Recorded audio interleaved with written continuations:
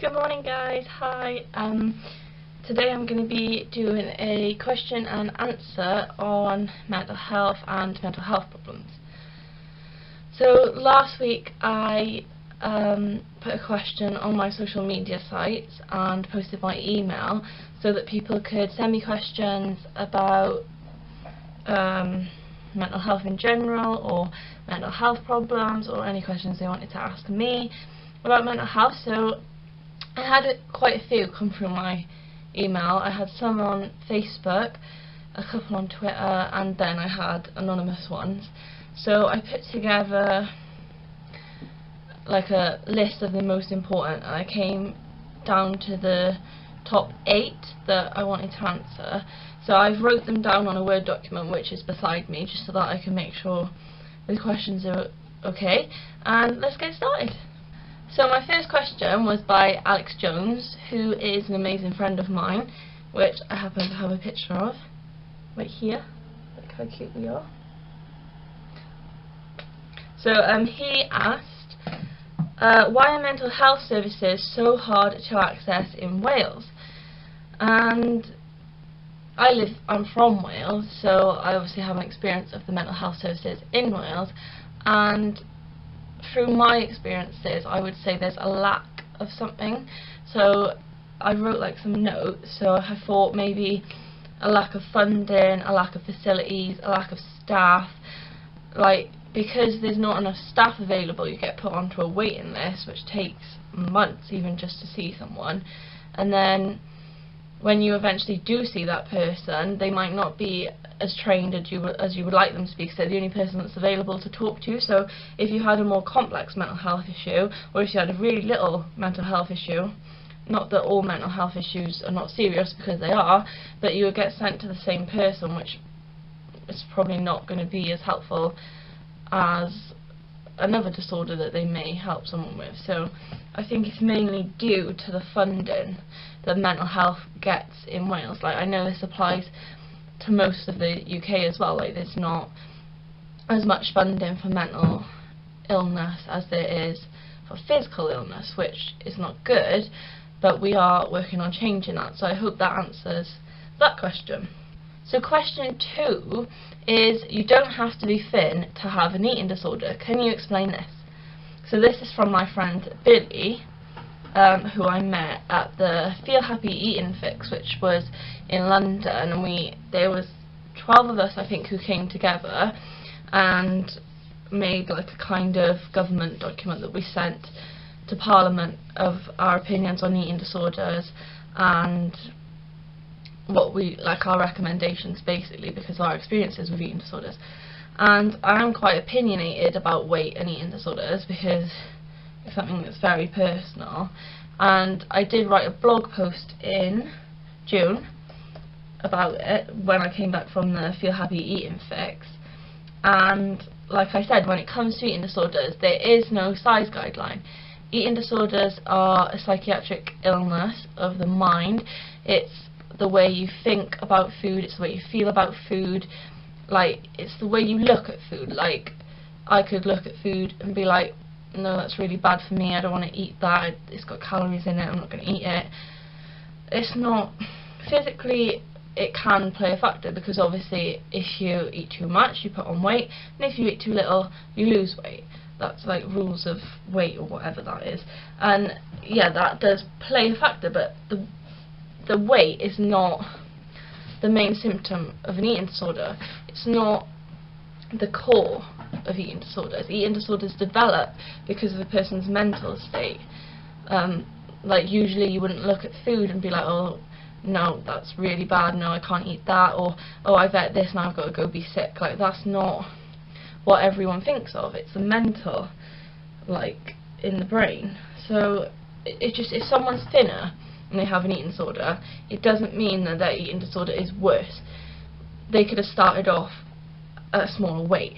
I developed anorexia when I was slightly overweight on a BMI scale, so no one would be like, oh, you've got an eating disorder, which meant that I lost 4 stone and everyone was like, oh, well done, you've lost weight, not realising that it was an eating disorder. Whereas if I had been 8 stone and lost 4 stone, people would notice and be like, oh, Like, it's all different depending on what weight you start at. And another thing about eating disorders, they usually come with other mental health problems. Like, you don't usually just get an eating disorder. It usually comes along with depression, anxiety, panic attacks, body dysmorphia, which is where you think that like one part of your body is actually, you don't perceive your body as it actually is, and things like that. You get really self-conscious, shy. Like, with an eating disorder, you want to keep it secret, so you kind of isolate yourself from all the situations around you, because you obviously don't want anyone to find out. So like, you lose interest in daily activities, what you want to do. You won't go out with people in fear of them finding out. You can't go to restaurants. People don't invite you to restaurants because they know you feel awkward around it. People don't, if they're making like a group dinner or something, they won't invite you because they think it's awkward. You just kind of lose touch with that bit of socialising. Like, even though I feel uncomfortable around food, I like cooking food. A lot of people with eating disorders do like cooking food. They like being around food. They like making food for other people. They just personally don't like eating it. Like, I love meeting up with my friends and doing some cooking. Like, I love being invited to like restaurants and social events. Like, it is anxious, of course, but you still want that friendship with your friends. The other thing I wanted to discuss with this question is that there is a BMI guidance for getting admitted with an eating disorder. Doctors still follow BMI guidelines to diagnose someone with an eating disorder, which is a lot of people, a lot of charities. At the Feel Happy Fix, we came up like, this BMI should not be in place. A person's BMI does not determine whether or not they have an eating disorder. Someone at a normal weight, someone at overweight, someone at underweight can all have the same thought processes of an eating disorder. They could make themselves sick, they could exercise excessively, they could eat 100 calories a day, they could still have an eating disorder. But because of the BMI guidelines, if you went to the doctor, they want you to fit a certain BMI in order to get diagnosed, which then means that you don't get treated, or you have to get sick and even more sick until you reach that BMI guideline just so they can treat you, which is something that needs improving in the mental health system, and hopefully in 2016 things will change for this.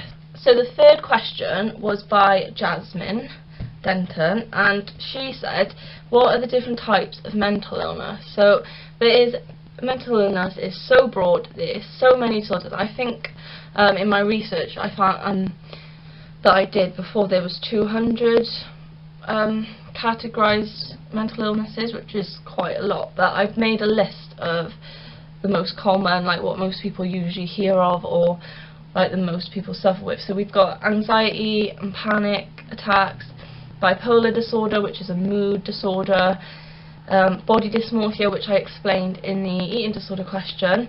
Depression is pretty common. A lot of people think depression is just feeling sad, but it's not. Depression is a persistent low mood, thoughts of suicide. It's a very, like, it lasts for quite a long period of time, like a week, 2 weeks, longer, couple of months. It doesn't just, oh, I feel really sad today. That's not depression. You've got eating problems, anorexia, bulimia, binge eating disorder. You've got orthorexia. There's a lot of eating disorders. Hearing voices, that doesn't necessarily mean schizophrenia. You can hear voices with depression. You can hear it with major depressive disorder. You can hear voices with anxiety, paranoia, all different things like that. You've got paranoia, which I just explained, personality disorder. So you've got avoidant personality disorder, borderline personality disorder.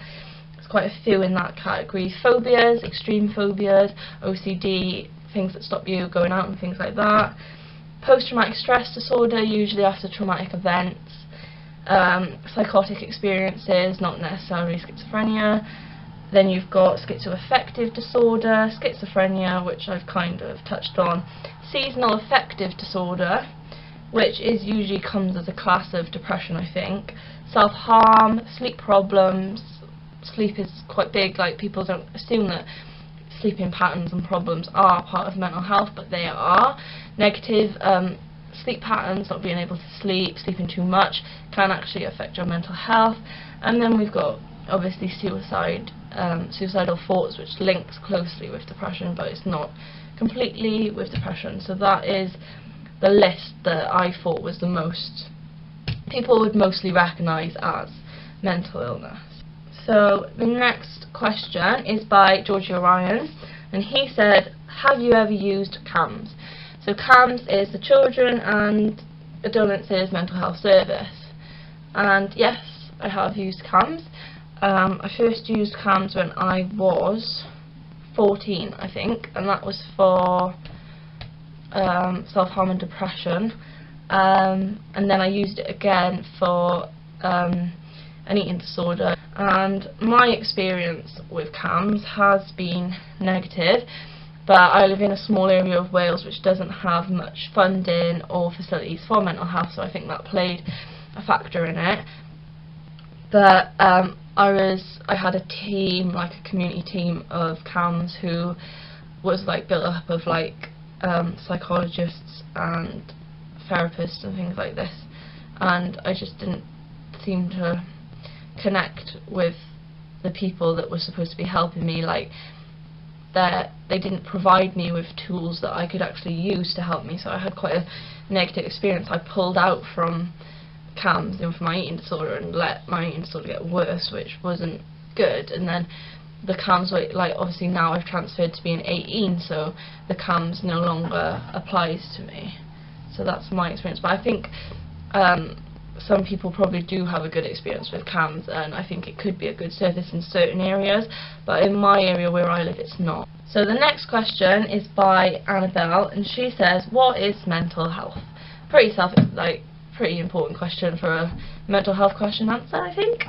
And I've kind of come to think, so I split this question. I've got what is mental health and then what is mental illness, because people, if you mention mental health, they automatically assume that you mean mental health problems, so they think depression, anxiety, all this. No, mental health everyone has, and mental health is like a state of mind. It's like how you cope in situations, it's how you talk to people around you, it's your ability to learn, develop, grow. Everyone has a mental health, positive mental health and a negative mental health. So if someone gets really anxious or they're really depressed, they self-harm, they have suicidal thoughts, then they could be classed as having a negative mental health, which can be classified as having a mental health problem. So these like affect daily life and, you know, your sleep, being able to eat, going out with friends, taking part in activities, concentrating at school, work, uni, college, being distracted easy. Like, it just affects your normal functioning. So the next question is by Lily May, and she says, what help is there for mental health problems? So I would say that GPs are usually the first protocol for mental health problems. If you think that you're suffering with mental illness, then go to the GP, because they often have a list of services they can refer you to based on your symptoms. They can provide medication, advice, help, information booklets. They've usually got there's courses that you can do online actually that assess your mood and things and help you. So they can refer you to other services such as counsellors, therapists, community teams, inpatient facilities if you need them, day centres. If you're not comfortable with going to your GP, then speak to someone you trust, someone maybe at your uni or college, like a tutor, someone at church if you go to church, just someone that you know might be able to help you or just listen to you, because talking can sometimes solve the problem. Not completely, but it can help. So Harry says, do you find having a mental health issue affects your daily life? Yes, having a mental illness does.